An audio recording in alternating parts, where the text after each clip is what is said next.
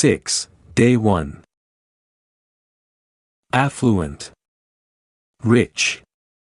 Under duress from the tax officer, the beggar admitted that he was truly affluent. Feasible. It's feasible to build an electric auto, but wouldn't you need a terribly long extension cord? Discern. Perceive. When we could discern the city lights, we knew we were safe at last. Sally.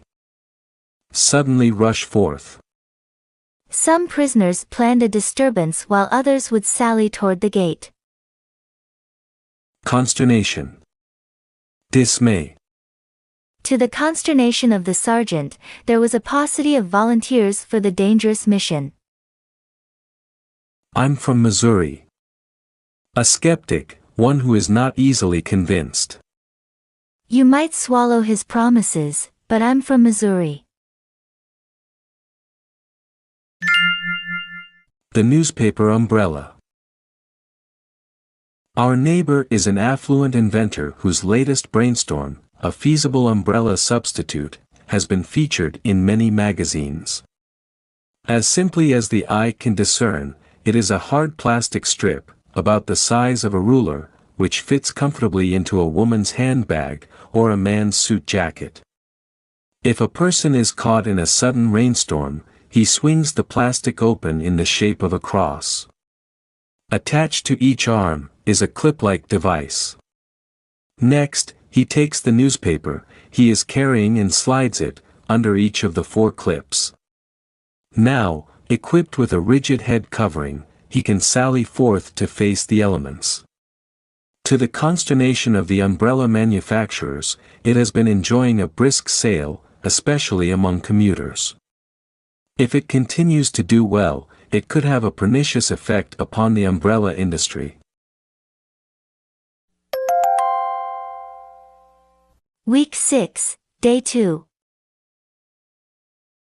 Precocious. Reaching maturity early. The children in Shakespeare's plays are so precocious that they all sound like grandparents. Perfunctory. Done without care, superficial. Edith gave only perfunctory attention to the new millennium, skipping our New Year's Eve party. Chagrin.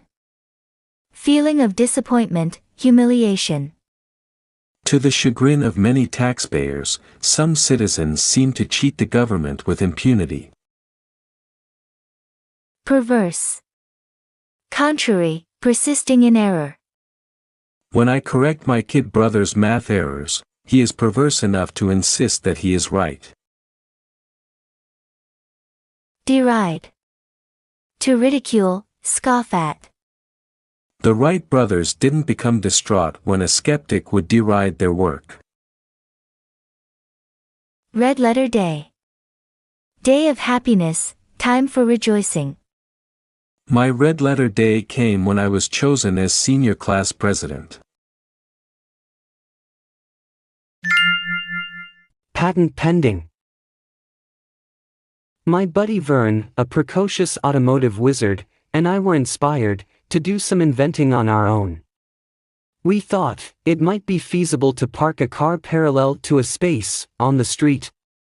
Then, by pressing a button, we could raise the 4 tires off the ground slightly, while dropping 2 special wheels perpendicular to the curb. It would then be child's play to roll into the narrowest of parking spaces. We took the idea to Ed Green, who runs the Ford agency, in order to elicit his reaction. After a perfunctory glance at our plans, to our chagrin Ed snorted that our idea was inane. But we decided that he was just jealous of our brilliance. Tomorrow, we are going to start on a computer that will enable us to measure the intelligence of perverse automobile dealers who like to deride the efforts of junior geniuses.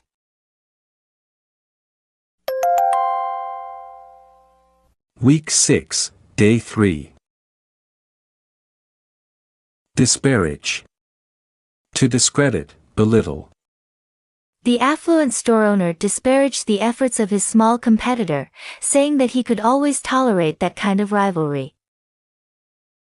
Laudable. Praiseworthy. The paradox is that Javert's inexorable pursuit of Jean Valjean was both laudable and despicable. Fiasco. Complete failure. In an acrimonious letter, her father described the project as a complete fiasco. Masticate. To chew up. To aid in digestion, you must masticate each piece of meat 12 times. Eschew. Avoid. Once he sought the limelight, but now he eschews all interviews. To let sleeping dogs lie. To let well enough alone, to avoid stirring up old hostilities. The lawyer wanted to open up the old case, but his partner advised him to let sleeping dog lie. Hold that Nobel Prize.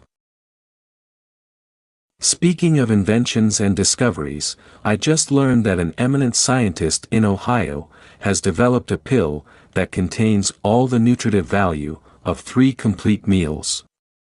In addition to providing us with the vitamins and minerals we need daily, this pill also gives a feeling of fullness. According to its sponsors, the pill will nourish and satisfy. I hate to disparage such a laudable achievement, but to me it seems like a most objectionable discovery. Rather than a scientific triumph, I'd be inclined to label it as an egregious blunder, a scientific disaster, a laboratory fiasco. Is there anyone in his right mind who thinks that a pill can replace the pleasures of devouring hot cornbread, masticating on a thick steak, biting into crisp French fries, or attacking a chocolate sundae? I'm afraid that this is one pill I'll have to eschew from chewing.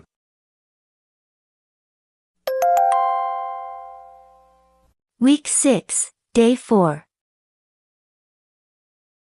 Quell. Put an end to.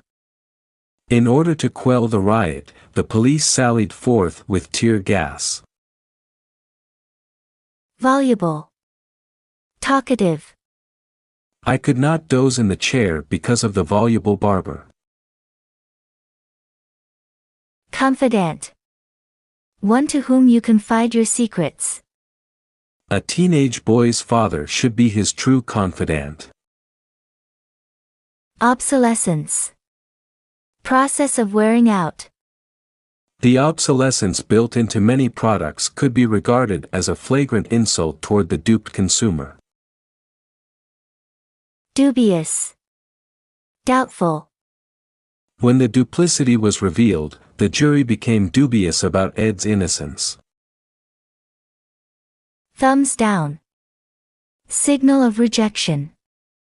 My father turned thumbs down on our plan to hitchhike to Florida during Easter.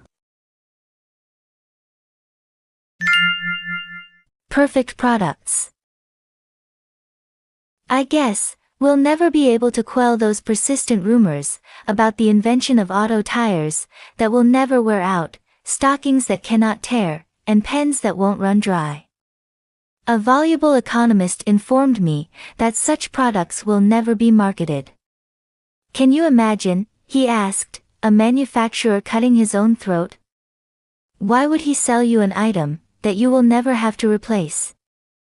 No, my confidant whispered. It's part of their scheme of planned obsolescence, to sell you merchandise with a limited lifespan, in order to keep you coming back for more. I am dubious about the existence of those perfect products, but then I'm from Missouri.